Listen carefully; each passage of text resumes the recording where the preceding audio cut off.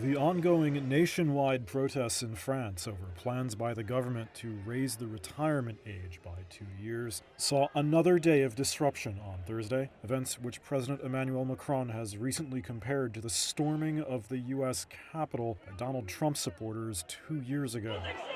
This video shows protesters blocking a terminal at Paris's Charles de Gaulle airport. Protesters also sat on train tracks and reportedly triggered a brief fire in the yard of a police station in one city. The protests have been mostly peaceful, but you can see tear gas being used against them. The plan is to raise the retirement age from 62 to 64. For comparison, the US is slowly raising its retirement age to 67, and the UK plans to go to 68.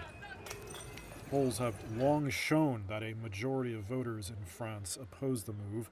Back at the airport, tourists were forced to walk on the road just to get to their terminals. I was going to pick up my daughter and her fiancé from Sweden at the airport, and we can't catch them. So my husband parked up here on the road, and I had to walk down and get them. And it took us about 2.5, 3 hours from Champagne to get here. Macron himself was in Brussels, Belgium, attending a European Union summit on the Ukraine war. On Wednesday, he said he was standing firm on the law and that it would come into effect by the end of the year.